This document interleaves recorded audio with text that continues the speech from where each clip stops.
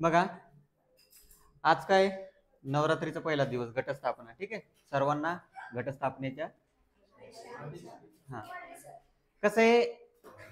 एखादा म्हणजे तुम्हाला बघा, तुम्हाला लाईफ नेहमी चान्स देत राहते की जरा आज सुधर. जेव्हा गणेश चतुर्थी झाली होती तेव्हा पहिला दिवस गणपतीचा की नाही, आज बसले, आजपासून काही ना काही नवीन निश्चय कर, आता घटस्थापना नाही, तुमचा निश्चय नाही आता दिवाळीला करू नाही 1 जानेवारीला, म्हणजे तुमचा निश्चय काही होतच नाही. ठीक आहे, निश्चय म्हणजे स्ट्रॉंग डिटर्मिनेशन. बरं, जाऊ द्या तिकडे. ते when U turn your worry into worship, God will turn your battles into blessing. जेव्हा तुम्ही तुमच्या वरीला वर्शिप मध्ये कन्वर्ट करसाल, वर्शिप म्हणजे काय, पूजा. ठीक आहे, म्हणजे आपली सरळ सरळ काय करायचं. आता याचा एक वेगळा अर्थ सांगतो तुम्हाला. देव आहे नाही आहे या गोष्टीत न जाता फक्त याचा अर्थ समजून घ्या.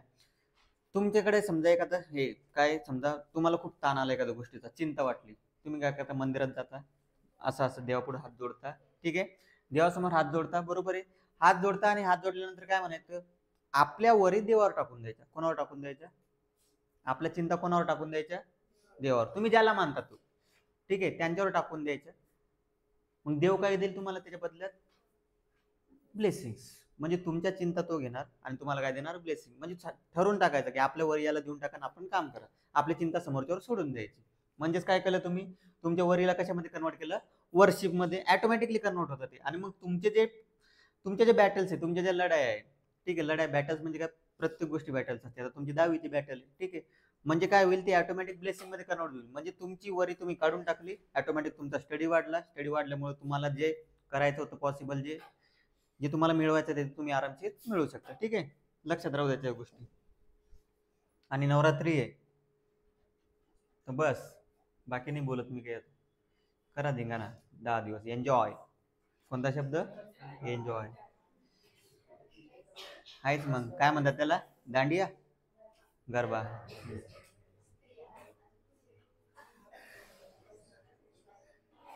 चाललं रात्री 1-1 वाजूसर खेळणार, सकाळी कसं आहे, प्रत्येक गोष्टीला वेळ असतो रे. आणि एन्जॉय पण केला पाहिजे.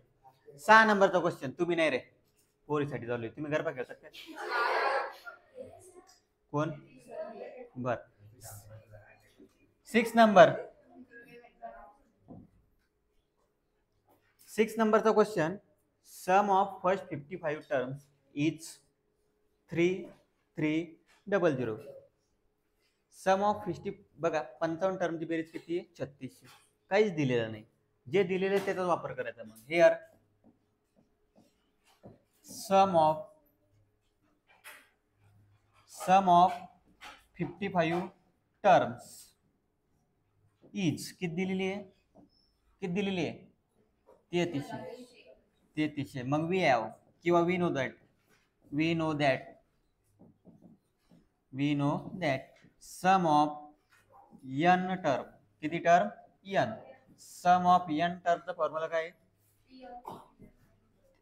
tn नाही ना रे, सम आहे ना. Sn is equal to twice A plus n minus 1 into D. ठीक आहे, मग S55 is equal to 55/2 twice A plus 55 वजा 1 डी. ठीक आहे, बरोबर आहे. आता S55 ची व्हॅल्यू किती आहे? 3300. किती आहे? 3300. हे झालं तुमचं 55/2. इकडं twice A plus 54 D.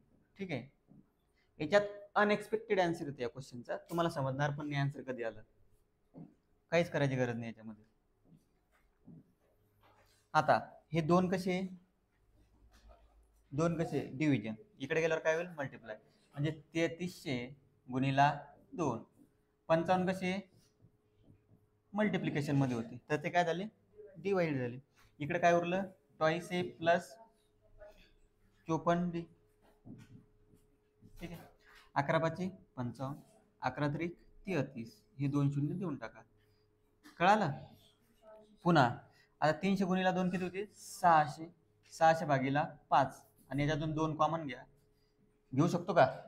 a + 27 D. काय उरलं? a + 27 D. 2 कॉमन घेतले, मग 54ला पण 2 भाग द्या. ठीक आहे, आता इथं कितीचा भाग जाईल? सांगा ना पटकन पटकन सांगता आलं पाहिजे. 120चा कितीचा 12 म्हणजे 120. ठीक आहे. त्याच्यानंतर आता काय उरलं आपल्याकडं 120 बरोबर उरलं 2 in bracket A plus 27D. ठीक आहे. मग there four A plus 27D बरोबर किती होईल 120 भागीला 2 बरोबर आहे. फक्त या साईडला लिहिलं आणि 2ला इकडे पाठवलं कितीचा भाग देईल 60. नेहमी असे भाग काटा कळेल त्यांना की तुम्ही कॉप्या केलेल्या नाही म्हणून. मग ए प्लस 27D बरोबर किती आलं 60. ठीक आहे. तुम्हाला काय विचारलं होतं फाइंड 28 टर्म आली का 28 टर्म. तुम्हाला म्हटलं होतं अनएक्सपेक्टेड आन्सर लिहितात कारण बघा फॉर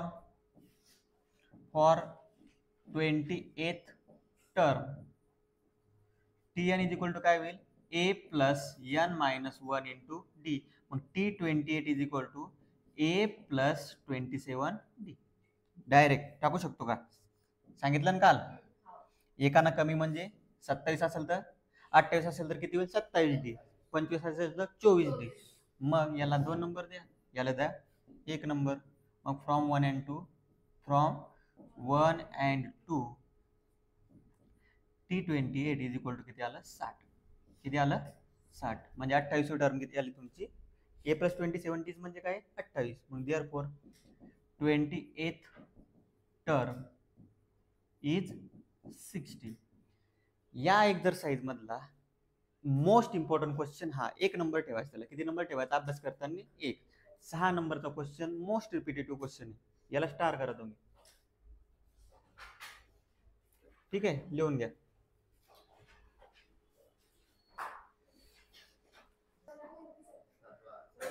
झालं का रे. हा कोणाच बाकी आहे ज्यांचं बाकी असेल तर घरी लिहा समजतं तुम्हाला तेवढं. घरी लिहा तेवढं समजतं तुम्हाला.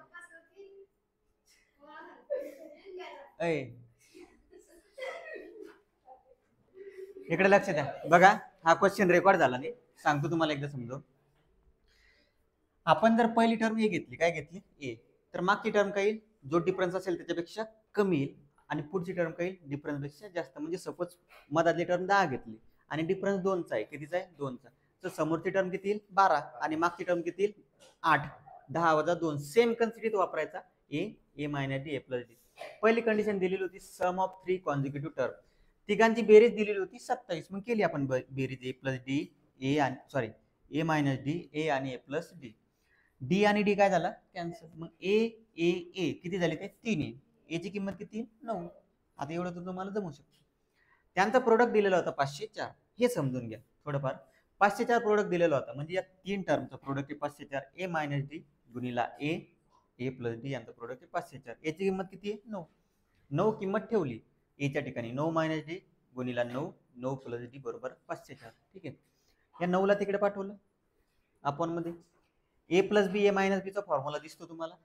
मग कोणता फॉर्म्युला वापरला ए प्लस बी ए मायनस बीचा फॉर्म्युला काय असतो ए प्लस बी ए मायनस बी. याचा फॉर्म्युला काय असतो ए स्क्वेअर मायनस बी स्क्वेअर हा याचा फॉर्म्युला. मग ए स्क्वेअर मायनस बी स्क्वेअर 9चा स्क्वेअर मायनस डीचा स्क्वेअर 9चा स्क्वेअर 81 डीचा स्क्वेअर ॲज इट इज. हे 56 9 जर भाग दिला तर कितीचा भाग दिला 56. 56चा भाग देईल. त्याच्यानंतर इकडे आलेलं आहे 81 मायनस डी स्क्वेअर इकडे आलेलं आहे 56. 56ला इकडे घेऊन या डी स्क्वेअरला तिकडे टाका. 81 मधून 56 गेले 25. डी स्क्वेअरची व्हॅल्यू 25 आहे तर डीच्या 2 व्हॅल्यू पॉसिबल आहे प्लस मायनस कारण तुम्हाला माहिती आहे मायनस 5चा स्क्वेअर पण किती येतो 25 आणि प्लस 5चा स्क्वेअर पण किती येतो 25. मग डीच्या साठी डीच्या कंडिशन किती आहे 2. मग आपल्या सिरीज किती येणार 2 सिरीज येणार. डिफरन्स कितीचा आहे एक आहे प्लसचा. डिफरन्स प्लसचा आहे तर पहिला किती टर्म आहे 9 9 आणि 5 14 14 आणि 5 19 19 आणि 5 24 ही झाली पहिली सिरीज. आता डिफरन्स मायनसचा घेऊ कशाचा घेऊ मायनस मध्ये. मग पहिली टर्म 9 आहे तर डिफरन्स मायनस मध्ये म्हटल्यानंतर काही 4 त्याच्यातून अजून -5 कमी केले तर -1 त्याच्यातून अजून -5 कमी केले तर -6. ठीक आहे समजलं. नेक्स्ट क्वेश्चन आता 8 नंबरचा सेम क्वेश्चन आहे फक्त इथे 4 टर्म आहे. किती टर्म आहे 4.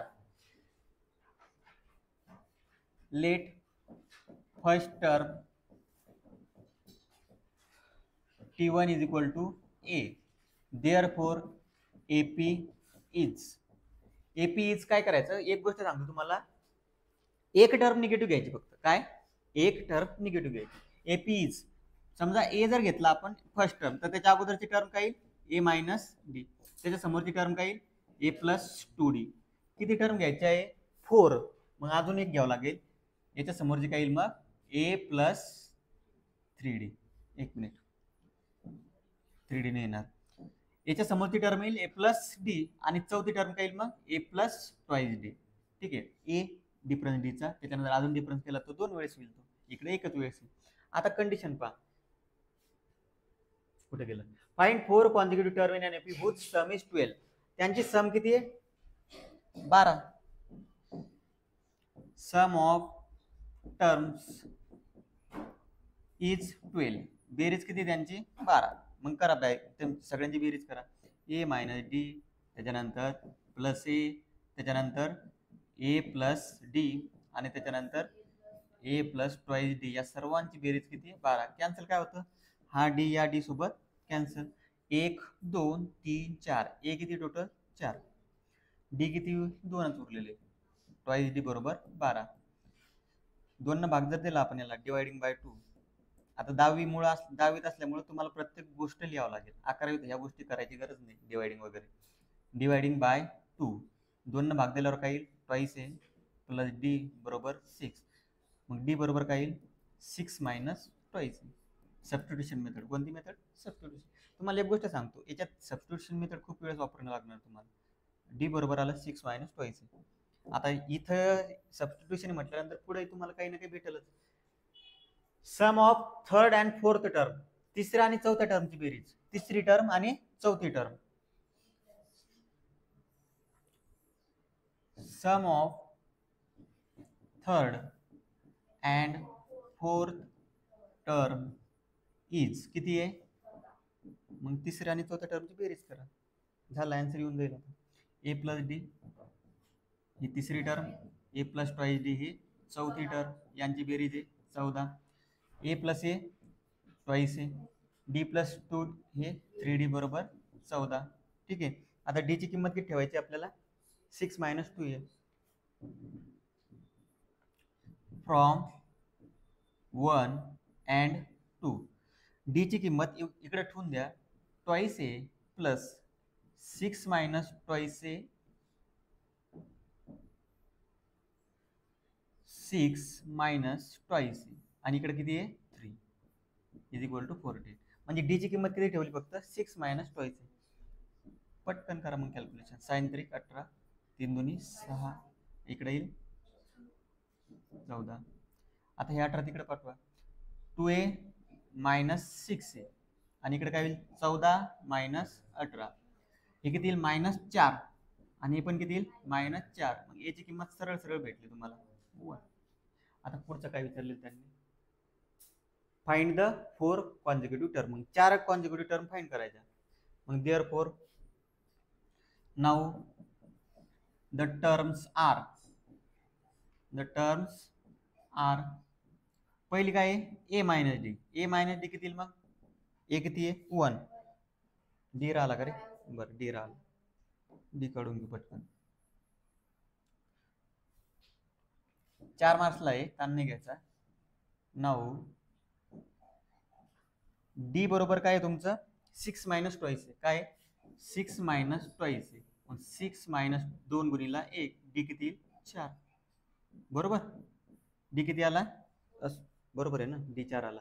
Therefore 4 consecutive terms are, 4 consecutive terms are काय ए प्लस डी, पहिली काय A minus D, A minus D किती येईल मग टाका ना 1 minus 4.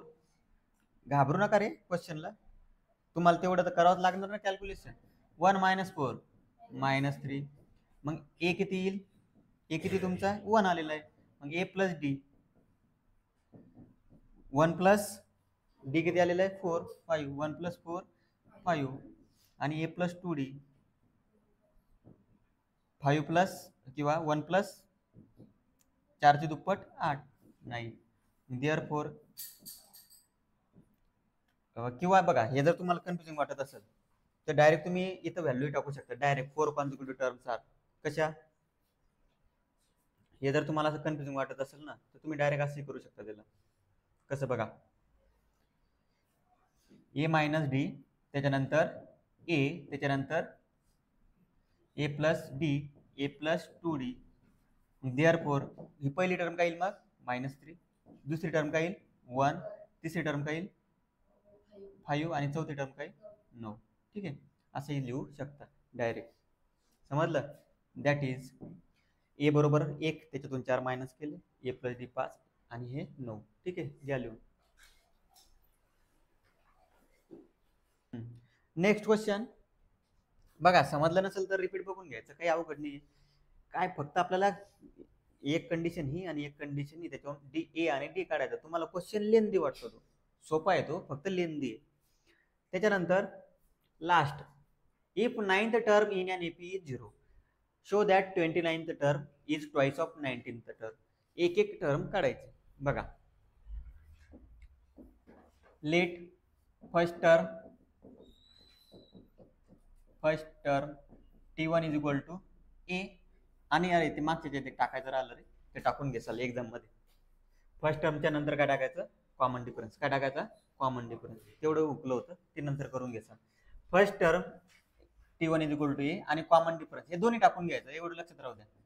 Common difference is equal to D, म्हणजे फर्स्ट टर्म पण दाखवायची आणि कॉमन डिफरन्स पण दाखवायचा. आता फॉर nth टर्म साठी काय असतं, Tn is equal to A plus n minus 1 into D. मग therefore for ninth term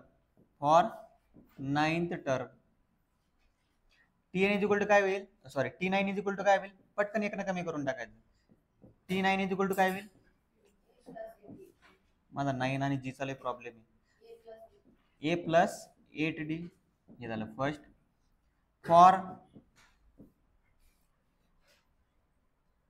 29th term साठी काय येईल, T29 इज इक्वल टू काय येईल, ए प्लस 28d. आणि फॉर कोणती टर्म आहे ती, 19th टर्म,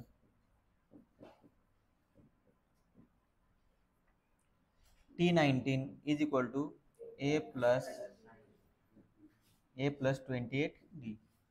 ठीक आहे, सोपं आहे. अरे 18, एक मिनिट, 18.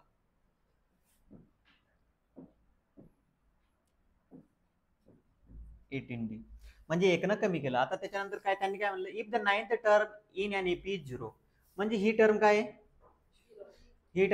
0. मग then show that 29th term is twice of the 19th term. But T9 is equal to काय 0, therefore A plus 8d is equal to काय झालं तुमचा 0. ठीक आहे, A plus 8d is equal to काय झालं 0. एक मिनिट, याच्यात फक्त थोडं लॉजिक लावते मला, शॉर्टकट.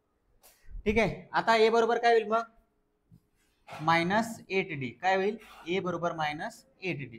ठीक आहे, याला एक नंबर, याला नंबर दिलेले आहे ना. मग बघा आता काय होईल, put A is equal to -8d, किंवा याला नंबर द्या 4, सोपं होऊन जाईल आपल्यासाठी. मग फ्रॉम, आता आपल्याला T29 पाहिजे, फ्रॉम इक्वेशन फ्रॉम 2 and 4, 2 आणि 4 वरून. बघा एक, आता हे तर सगळ्यांना समजले पर्यंत ही कंडिशन दिलेली होती, काय होती ती दिलेली होती गिवन. ठीक आहे, ही कंडिशन दिलेली तुम्हाला. आता A plus 8d is equal to 0, मग याची किंमत काय झाली -8d. याची किंमत इथे ठेवायची फक्त. मग from 2 and 4 T29 is equal to काय होईल, ए किती आहे -8d आणि प्लस 28d. मग T29 बरोबर काय झालं 20. किती झालं 20. ठीक आहे, याला द्या रोमन मधला 1. ठीक आहे, आता हे झालं T29 साठी. आता कोणती घ्यायची आपल्याला 19. फ्रॉम 3 and 4 बरोबर आहे. फ्रॉम 3 and 4 T19 बरोबर काय होईल, मग याची किंमत किती ठेवायची -8d आणि प्लस 18d. हे किती येईल मग 10b किती होईल 10 याला द्या रोमन मधला 2. आता तुम्हाला काय म्हटलं होतं show that 29th term is twice of 19 term किती दाखवायची होती दुप्पट ते 19 टर्म किती आली 10 ही किती आली 20 मग काय होईल from 1 and 2 from 1 and 2 T29 is twice of T19 समजलं हेन्स प्रूव्ह कळालं सोपा क्वेश्चन आहे घ्या लिहून 10च्या दुप्पट आहे ना दिसतं ना 1 and 2 रोमन टाकावं लागेल आपल्याला रोमन घ्यावं लागेल